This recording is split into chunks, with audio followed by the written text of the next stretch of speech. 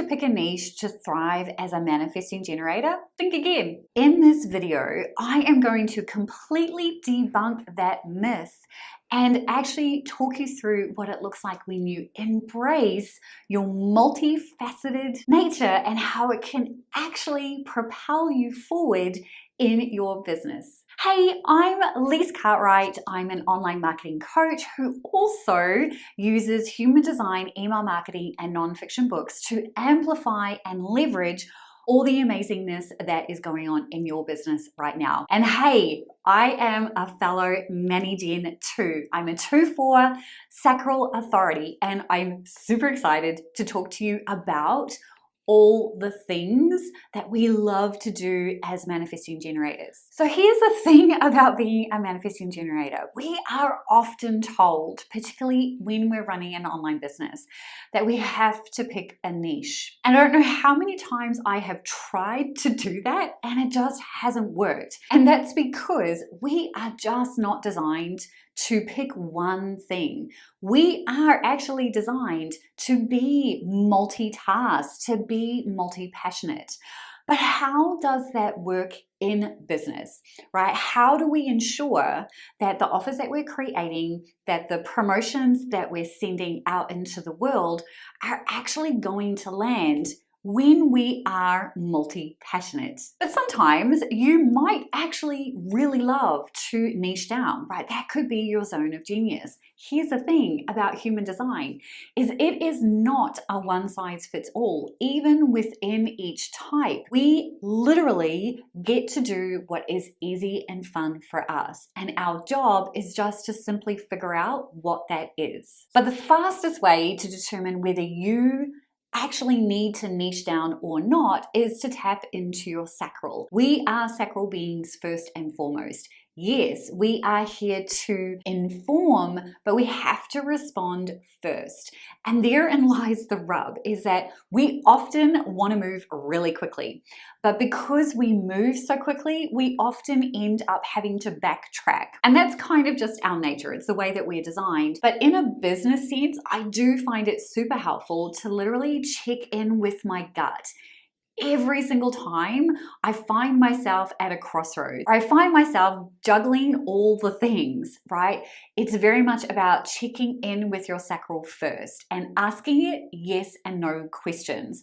The more that you do this, the easier it is for you to move forward or not, right? At the end of the day, is it a heck yes? And if it's not, then why are we moving forward, right? That's the whole point of having a sacral defined, is being able to use it in this way. So if you're relatively new to the human design piece and you're a manifesting generator and you're sitting here going, how do I tap into my sacral? Well, I want to walk you through a very simple exercise. The first thing that I want you to do is find a quiet space. Our aura is massive. It's 6 feet wide around us. So we need to ensure that whenever we are wanting to ask ourselves a question, that we do so in a space where no one else is going to impact us, and we're also not going to impact them. So find a quiet space. Once you are in that quiet space, what I want you to do is get comfy, sit down, lie down, whatever is easiest for you. Close your eyes, place your hands on your tummy, because that's where your sacral is hanging out, and simply ask it questions. Now, the questions do have to be yes and no. So if you are wanting to determine whether you yourself are designed to niche down or not, simply ask this question with your hand on your tummy. Is picking one niche best for me? And then wait to respond. You're either going to get a heck yes, and I know that you know what a heck yes is for you, but let me walk you through what it feels like for me and then some variations on what that could be. A heck yes literally starts in my tummy, and it's this buzzy feeling. It's kind of like butterflies. It's like this nervous energy, and it builds and builds and builds and literally shoots up to the top of my head. It also means that I can't sit still. I'm like bouncing around. I'm probably leaning forward. I might even get up and walk around, throw my hands in the air and be like, yes, this is it, right? But it doesn't start with the verbal.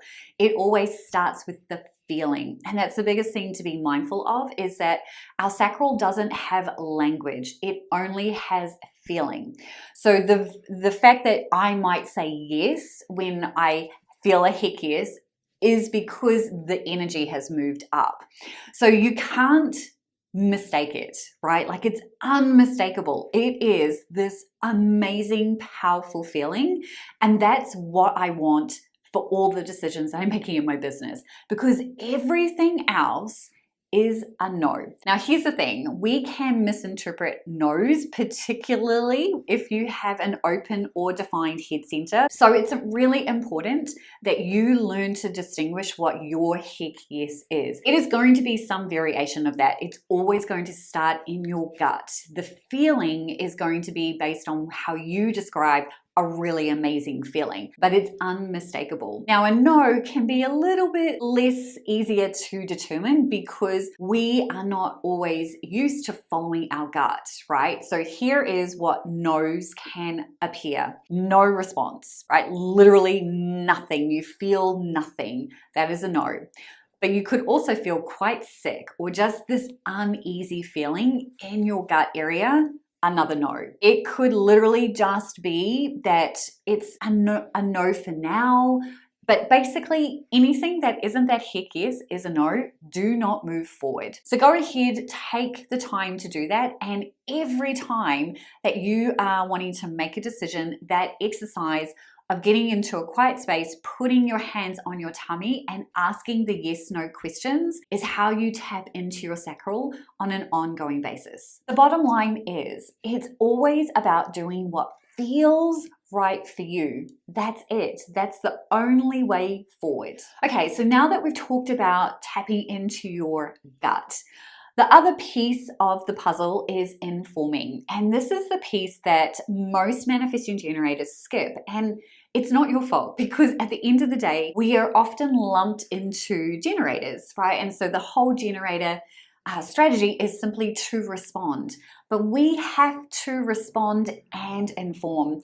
And the reason that we have that informing piece is because we do have the manifestor energy within us. Not fully, but we do have some of it because we have a defined throat, which means that we can manifest what we want as long as we've responded first. So the informing piece, particularly in business, looks like this. It means that whenever you're planning whatever it is that you're planning. So let's say you've decided to create this brand new thing. You're super excited. You've got all the pieces in place, right? Your gut has said, this is a heck yes.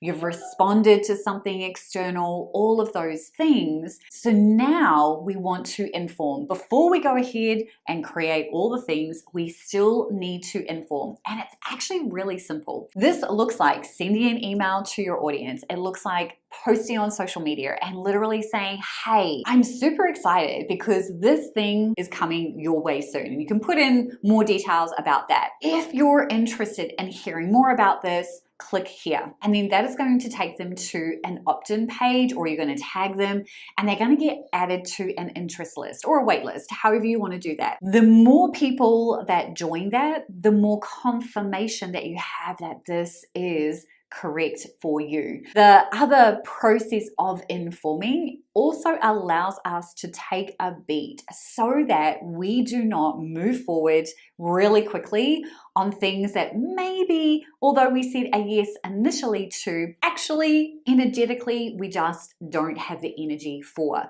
So informing does that kind of checkpoint of slowing us down just a beat so that we can then go, yes, I'm still super excited about this, or no, I'm not. Here is a clear example, because I know that you're sitting there going, in theory, I get what you're saying, Lise, but how does this actually work? So back at the beginning of 2023, I had the idea to create a mindfulness membership. I'd actually had it 6 months earlier, but I've been waiting to respond, right? I had zero response from the universe when I asked the initial question, is this something I should do?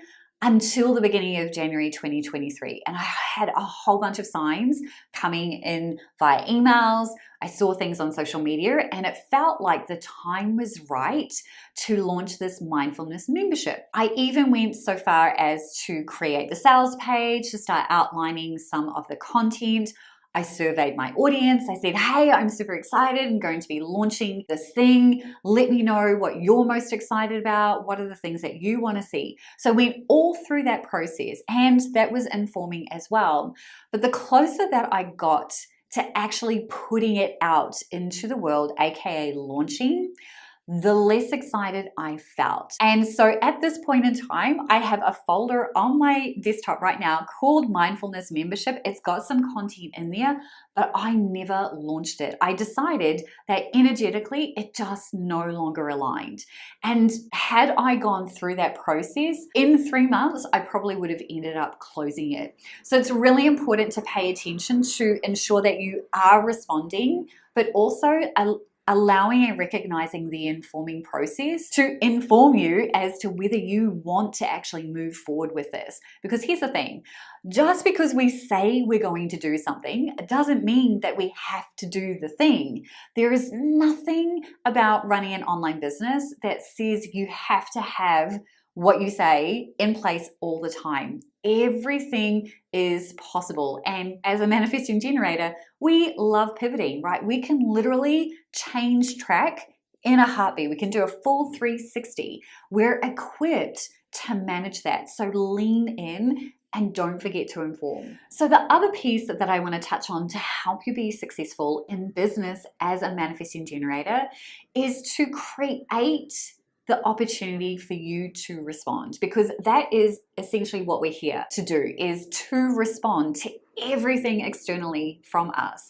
So setting up the ability to respond in your business on a day-to-day basis ensures that you're just constantly doing that. We don't have to think about what it is that you want to create. We don't have to worry about any of those things because the universe is always going to send us things to respond to. We just have to pay attention. So how do you set up opportunities to respond? Well, it starts by paying attention to your data. Now, your data could be your Google Analytics. It could be your analytics on your social media dashboards, whatever that is. Paying attention to those gives you some insight. You can go so far as to pay attention to the analytics inside your emails, paying attention to what your audience is clicking on, what they're not clicking on, what they're opening, what they're not opening. And this will start to give you things to respond to because now you're looking at data. And with cold, hard data, it gives you the opportunity to look for patterns. Now, you don't need to actually go and hunt for patterns. You're just going to notice it the more that you're paying attention to your data. So personally, I am looking at my Google Analytics, my Google Search Console, and my YouTube Analytics and my email analytics pretty much every single week to see what pops up. Because when we are paying attention and we're looking at our data, we have the ability to respond, and then our ideas start coming. And then we go through the process of, am I creating in response? Am I doing things in response? Am I responding to something that the universe has sent my way? And it just becomes this beautiful flow. We literally just get into flow when we allow ourselves to simply pay attention to the data and then respond to whatever pops up into our awareness. So I hope that this gives you a really good understanding of what it really looks like to be successful in business as a manifesting generator. Bottom line, it's very much about following strategy and authority, knowing and understanding that we are not designed to make things happen. We're not designed to chase sales. We are here to respond. And when you respond and then inform, everything becomes easy and fun. So I'm super excited that you're here. You are going to see the next video somewhere around here that is going to help you learn more about how you can start to integrate human design into your business so that you're only doing the things that are easy and fun for you. I'll see you there.